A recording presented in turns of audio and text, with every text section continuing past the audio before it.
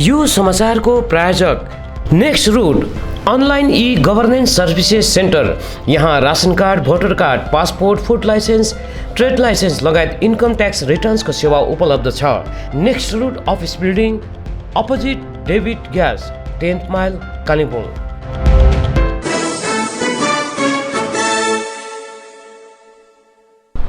नमस्ते, गोर्खा च्यानलमा तपाईँलाई स्वागत छ। के रङ्गु सिन्कुना बगान, रङ्गु दलगाउँ अनि गैरीबास सिन्कुना बगान के बन्द हुने हो? के यो सिन्कुना बगान अब फरेस्टको अन्तर्गत जाने हो? सन् 1938 या 39 सालदेखिको सुरु भएको यो सिन्कुना बगान, विशेष गरी रङ्गु हेडक्वार्टर भनौँ है, रङ्गु हेडक्वार्टरबाट माने सुरु भएको यो बगान अब फरेस्ट डिपार्टमेन्ट अन्तर्गत जाने हो। यदि फरेस्ट डिपार्टमेन्ट अन्तर्गत गएको खण्डमा के हुने, माने यो बगानको चाहिँ अवस्था के हुनेछ अनि बगानका तमाम श्रमिकहरू जो त्यहाँ सिन्कुना बगानमाथि आश्रित छन् उनीहरूको भविष्य के हुने हो भन्ने कुरो अहिले विशेष गरी जिटिएको 45 नम्बर समष्टि अन्तर्गत पर्ने रङ्गु दलगाउँ अनि गैरीबास यो सिन्कुना बगानहरूका मानिसहरूमा एक प्रकारले चिन्ताको लहर बनेर त्यहाँनिर सञ्चार भइरहेको छ। हजुर, म जिटिएको तपाईँको 45 नम्बर समष्टि अनि कालेबुङ जिल्लाको तपाईँको ब्लक 3 अन्तर्गत, ब्लक 3 गोरुबथान अन्तर्गत पर्ने यो तपाईँको रङ्गु दलगाउँ अनि गैरीबास सिन्कुना कमानको म कुरा गरिरहेको छु, जहाँ केही समय अघिदेखिको लगातार सोसियल मिडियामा मानिसहरूले आफ्नो पोस्टहरू हालिरहेका छन् कि यो बगान बन्द हुने हो कि भन्ने कुरो, बगान बन्द हुने हो कि भन्ने कुराको आधारको निम्ति मानिसहरूले के बताइरहेका छन् भनेको अहिले जुन प्रकारको भारत सरकारद्वारा खुनिया मोडदेखिको छिप्सु, कुमानी अनि नक्सल भनौँ है, गैरीबासको नक्सल हुँदै तपाईँको अगाडि बढाएर जुन प्रकारको रोडलाई चौडीकरण या भनौँ वाइडनिङ गर्ने काम अहिले भइरहेको छ, त्यो वाइडनिङ गर्ने काम अन्त्यमा गएर चाइना बोर्डरसम्म, चिनको सिमानासम्म माने पुग्नेछ है। र त्यो वाइडनिङ गर्दाखेरि जति पनि सिन्कुना बगान भएर त्यो रोड गुज्रिन्छ र या भनौँ गुज्रिरहेको छ, त्यो गुज्रिँदाखेरि त्यहाँको जति पनि जमिन छ त्यो जमिनको निम्ति भनेदेखिको जो यो निर्माता कम्पनी जो छ भारत सरकारको अधीनमा रहेको जुन निर्माता कम्पनी ग्रेफले यो रोड वाइडनिङको जुन अनुमति छ त्यो राज्य सरकारको, पश्चिम बङ्गाल सरकारको फरेस्ट विभाग, वन विभागबाट लिएर उनीहरूले काम त्यहाँनिर सञ्चालन गरिरहेका छन्। यसरी सञ्चालन गर्दाखेरि के भइरहेको छ, मानिसहरूमा के प्रकारको एउटा गुनासो या भनौँ उहाँ चिन्ताको लहर फैलिरहेको छ भनेर भन्दाखेरि अहिलेसम्ममा सिन्कुना बगानमा जति पनि कुनै पनि पूर्वाधारहरूको कन्स्ट्रक्सन या निर्माण हुने गर्दथ्यो, त्यसको कन्स्ट्रक्सनको जुन प्रकारको पर्मिसन जुन छ त्यो सिन्कुना डाइरेक्टोरेट जो पश्चिम बङ्गाल राज्य सरकारको बागवानी विभाग अन्तर्गत पर्दछ, यो सिन्कुना डाइरेक्टोरेटले अनुमति दिने गर्दथ्यो।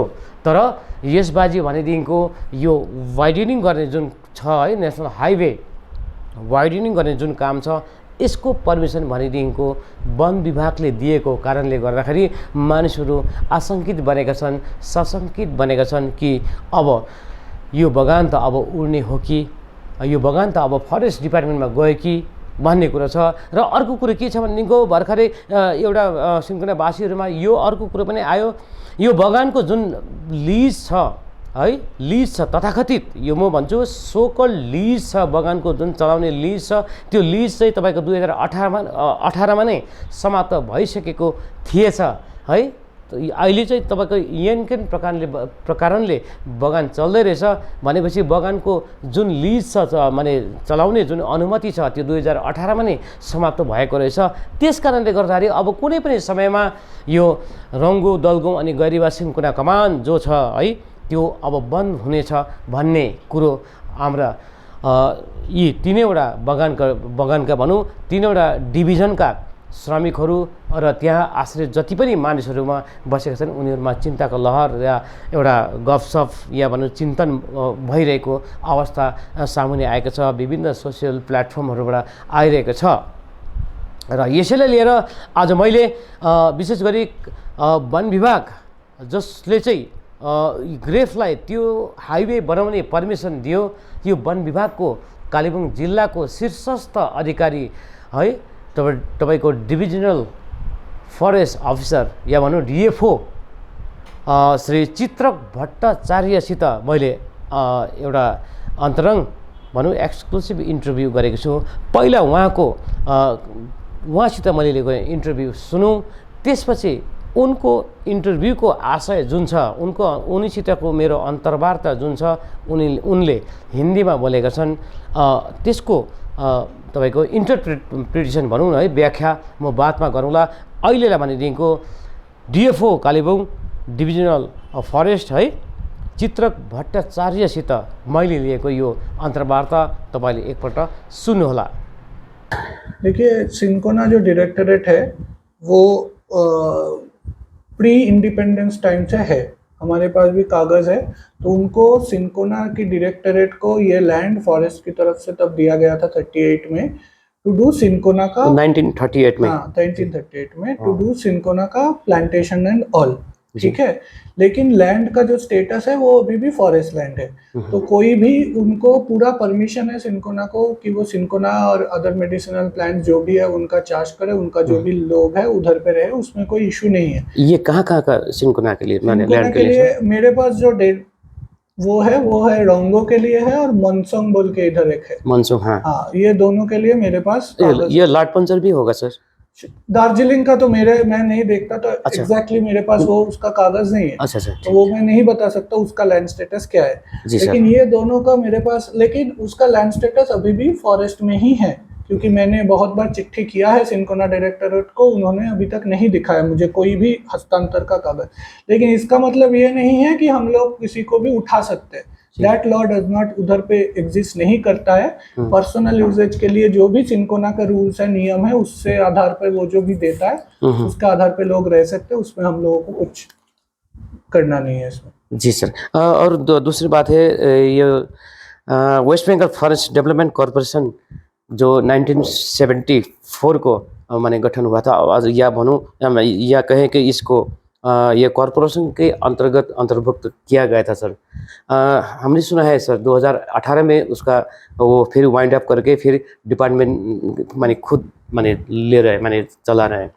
तो इसको इसके चलते लोगों में ये हमारे हल्ला है, ये अफवाह है या जो भी माने लोगों का कहना है, सिन्कोना वासी का कहना है कि हम लोगों का बगान का जो है, कमान का जो लीज था वो ख़त्म हो गया। लीज ख़त्म होने के बाद क्या हो गया कि हम लोगों का अब ये बगान बंद होने जा रहा है, ऐसा कोई बगान कुछ बंद नहीं होने जा रहा है।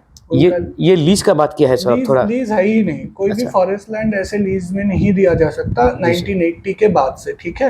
वो पार्टी नहीं है, वो फॉरेस्ट कंजर्वेशन एक्ट जो है सेंट्रल का एक एक्ट है, उस पे आ जाता है।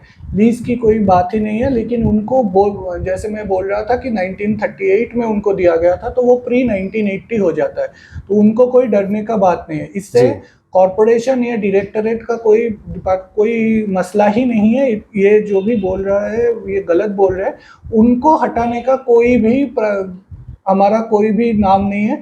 आप अगर सिन्कोना वालों से पूछेंगे तो उन लोगों ने जितने भी घर, अगर हम लोग इसको नॉर्मली फॉरेस्ट लैंड की तरह देखते तो जहाँ पे भी घर है एनक्रोचमेंट, हम लोग एनक्रोचमेंट के नोटिसेस देते हैं, कार्रवाई करते हैं, वो सब हम लोग सिन्कोना में नहीं करते, क्योंकि उनके पास कागजात है कि वो सिन्कोना चाश एंड उसके अलाइड एक्टिविटी चाश करेगा तो उधर का जो लोग है उधर रह सकता है, घर बनाएगा, वटेवर दैट इज, जो भी उनका लॉ में लिखा हुआ है वो कर सकते हैं। इसमें कोई अभी भी आपत्ति नहीं है। लेकिन जब नेशनल प्रोजेक्ट होता है जिसलिए लैंड का स्टेटस फॉरेस्ट है, तो ये डाइवर्शन फॉरेस्ट के एक्ट की हिसाब से होना पड़ा, बस इतना ही है।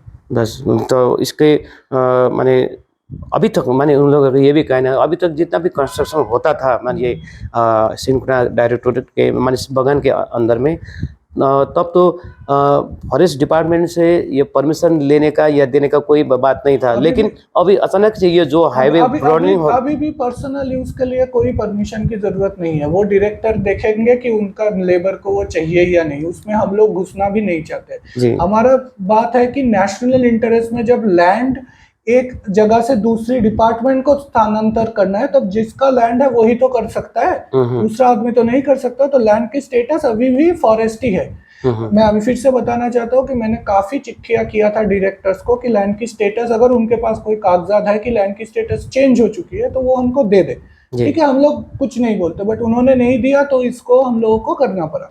बट अभी भी लैंड का स्टेटस, मुझे जितना तक पता है कि लैंड का स्टेटस फॉरेस्ट लैंड ही है, इसीलिए नेशनल इंटरेस्ट में ये किया गया है। लेकिन इसका मतलब ये नहीं है, मैं बार बार इसको क्लियर करना चाहता हूँ, इसका मतलब ये नहीं है कि उधर का लोगों को कोई राइट नहीं है। उनका पूरा राइट है। वो जो भी उनका लॉ, सिंकोना डायरेक्टरेट का लॉ है, वो लीगली जो भी करना चाह रहे थे पहले जैसा वो कर सकते हैं। अच्छा जी सर, जो ब्रॉडनिंग का जो ग्रेप का काम कर रहा है सर, उसमें माने आप जैसे आप बोल रहे हैं फॉरेस्ट का कितना लैंड जो सिंकोना बगान के अंतर्गत है, कितना लैंड माने वो लोग ले रहे हैं सर? वो मैंने अभी तक क्योंकि उनका प्रपोजल वाइज आता है जी सर, एक ही साथ आया है, क्योंकि आपको पता होगा कि उसके पहले कुमानी मोड़ से उनका प्रपोजल, उसके पहले से जलपाईगुड़ी से ये प्रपोजल आ रहा है जी। तो एक ही साथ दिया था। तो मैंने अलग से तो सिंकोना को ऐसे डिवाइड करके तो नहीं किया गया, तो मैं एग्जैक्टली आपको अमाउंट अभी नहीं बता पाऊंगा जी लैंड का।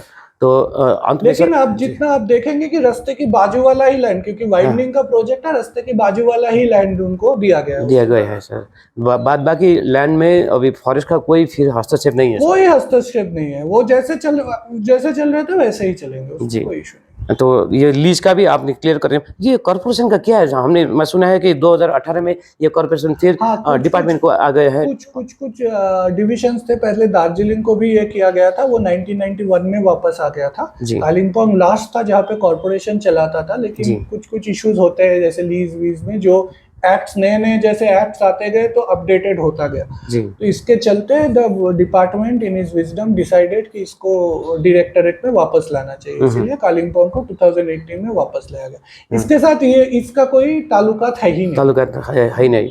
ये तो डिपार्टमेंट का माने फॉरेस्ट डिपार्टमेंट का अंदर का बात है। इसमें जो है वो है कि आप देखेंगे जो एक्ट हमने सीवाक्रम रेलवे के लिए फॉलो किया, या फिर हमने वो नेशनल हाईवे 717 के लिए फॉलो किया, वही एक्ट इसमें भी लागू हुआ। अच्छा। और कोई डिफरेंस नहीं है। अच्छा ठीक है। और कुछ माने ये कंफ्यूजन के बारे में कुछ अंत में कुछ कहना चाहेंगे? मैं चाहता हूँ कि सिंकोना वालों, if they are listening to this, that उनको बिना डर के जो काम वो कर रहे थे, जैसे भी पहले कर रहे थे वैसे ही करें। सिर्फ जितना लैंड लिया गया है सिर्फ उतना लैंड अभी ग्रेफ के पास है, बाकी हम लोगों की तरफ से कोई वो नहीं है। हाँ, इसका मतलब ये नहीं है कि आप लोग उधर अगर हिरन मिल जाए या फिर कोई जानवर मिल जाए तो आप उसको हंट कर सकते हैं, इसका मतलब ये नहीं है। वो राइट नहीं है आप लोगों के पास, बट बाकी जो भी राइट सिंकोना आपको देता था, दैट राइट स्टिल रिमेन्स, वो राइट अभी भी है।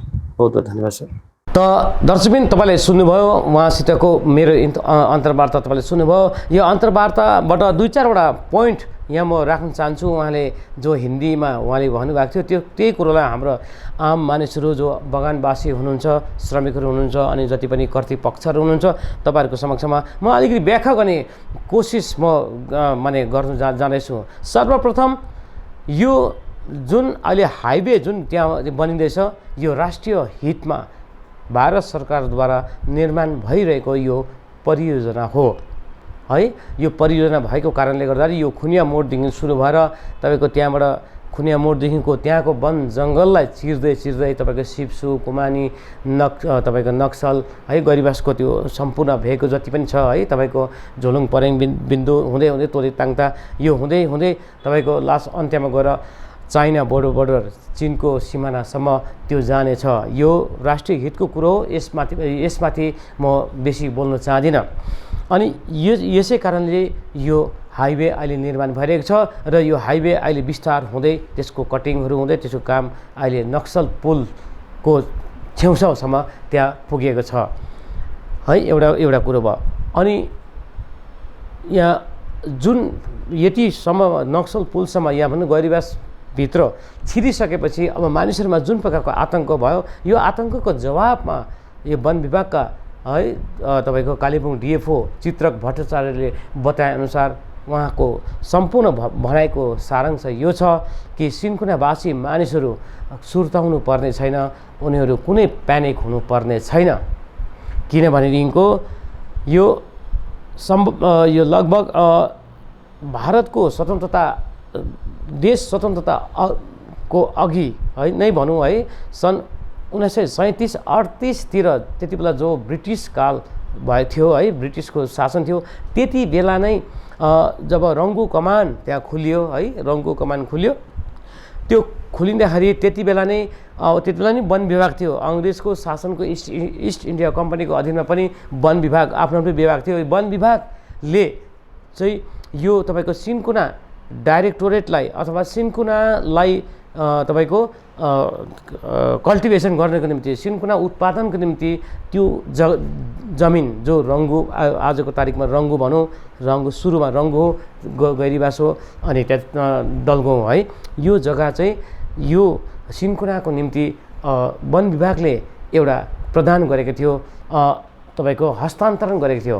तर त्यो हस्तान्तरण भनेको चाहिँ कसरी भनेदेखिको आज के अरे बाउको नामको जमिन छोरामा हस्तान्तरण जसरी हुन्छ नि त्यो टाइपको होइन, त्यसलाई एउटा भनिन्छ पर्मिसिभ युजको निम्ति। अब यो टर्म छ, यो फरेस्ट विभागको टर्म छ, यो पर्मिसिभ युज भनेर एउटा प्रयोगको निम्ति चाहिँ एउटा पर्मिसन दिएको अथवा अनुमति दिएर तपाईँको त्यो जमिन चाहिँ सिन्कोना खेतीको निम्ति दिएको थियो त्यति बेलाको। यसको ब्याकग्राउन्डको हिसाबमा हामीले भन्नुपर्दाखेरि जो डिएफओले भनेअनुसार त्यही हिसाबले नै अहिलेसम्म चल्दै आइरहेको थियो। र सिन्कोना बगानभित्र यो सिन्कोना बगान मूल रूपमा फरेस्ट विभागकै अन्तर्गतको हो। फरेस्ट विभागले जस्ट चलाउनु दिएको, सिन्कोना खेती गर्नु दिएको, किन फरेस्ट विभाग पनि पश्चिम बङ्गाल सरकारकै एउटा विभाग हो। अनि त्यही विभागले पश्चिम बङ्गाल सरकारकै अर्को एउटा माने विभाग छ, बागवानी विभाग छ, बागवानी विभाग अन्तर्गत तपाईँको गठन गरिएको सिन्कोना डाइरेक्टोरेटलाई तपाईँको यो जमिन चाहिँ तपाईँको सिन्कोना खेतीको निम्ति दिएको थियो। तर यसको लेखापढी गरेर त्यस्तो माने जमिन नै हस्तान्तरण गरेको होइन। तपाईँको थाहा छ नि, म्युटेसन भन्छ नि, एउटा बाउकोबाट छोरामा आएपछि बाउको नामसारी भन्छ, यस्तो चाहिँ गरिएको थिएन। यो सरकारको अन्डरस्ट्यान्डिङमा त्यति बेला गरेको थियो, ब्रिटिसको टाइममा नि गरेको थियो 1938तिर। त्यही परम्परा चल्दै अहिलेसम्म आयो 2000 माने आजको तारिकमा 2023 हो।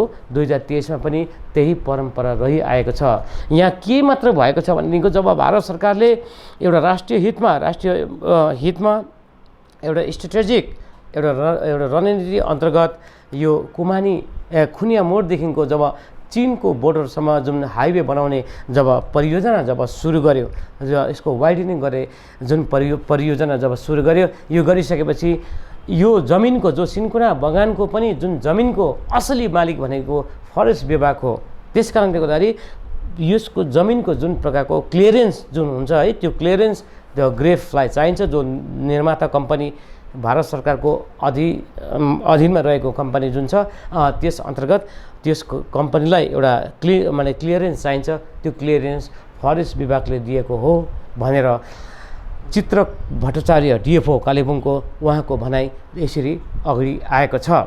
र उहाँले अर्को कुरो के भनेदेखिको 2018मा लिजमा यो बगानको लिज सक्यो भनेर पनि हाम्रो कमानमा है, हाम्रो बगानमा मानिसहरूमा यो प्रकारको कुराहरू फैलिरहेको छ। यसबारेमा अन्य स्रोतहरूले पनि अन्य व्यक्ति विशेषहरूले पनि कहीँ न कहीँ त्यहाँको सभासदले पनि कहीँ न कहीँ यसमा स्पष्टीकरण दिएको कुराहरू छापामा सोसियल मिडियातिर आएको छ। तर अब यो आधिकारिक यो स्पष्टीकरण डिएफओ चित्रक भट्टाचार्यले दिएको अनुसार के हो भनेदेखिको सन् 1974 सालमा है पश्चिम बङ्गालको वन विभागले कालेबुङको यो कतिपय जति पनि यो उयोहरू छ है, फरेस्ट तपाईँको ब्लकहरू छ, फरेस्ट ब्लकहरू छ र अन्य जग्गा पनि, र त्यसमा इन्क्लुडिङ कालेबुङको पनि कतिपय फरेस्ट ब्लकहरू छ, जुन ब्लकलाई चाहिँ तपाईँको यो कर्पोरेसन अन्तर्गत ल्याउने है, त्यसको सञ्चालनको जिम्मा चाहिँ फरेस्ट तपाईँको West Bengal forest development corporation एउटा गठन गरेर त्यो कर्पोरेसनले त्यसको रखरखाउ त्यसको देखरेख गर्ने भनेर उनीहरूलाई जिम्मा दिएको थियो 1974 सालमा।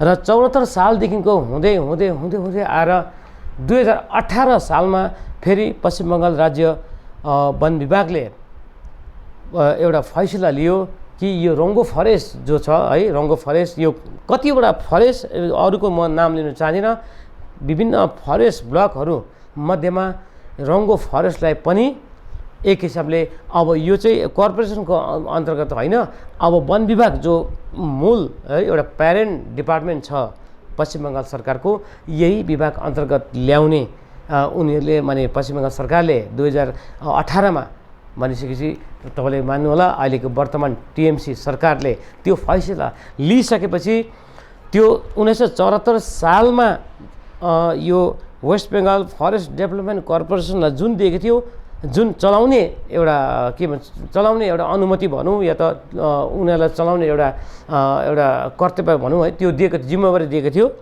त्यो चाहिँ त्यो जिम्मेवारी फेरि विभागले लियो। पश्चिम बङ्गाल सरकारको वन विभाग जो प्यारेन्ट डिपार्टमेन्ट छ, डिपार्टमेन्टले नै आफ्नो हातमा लियो है। यो हो यो भएको कुरो।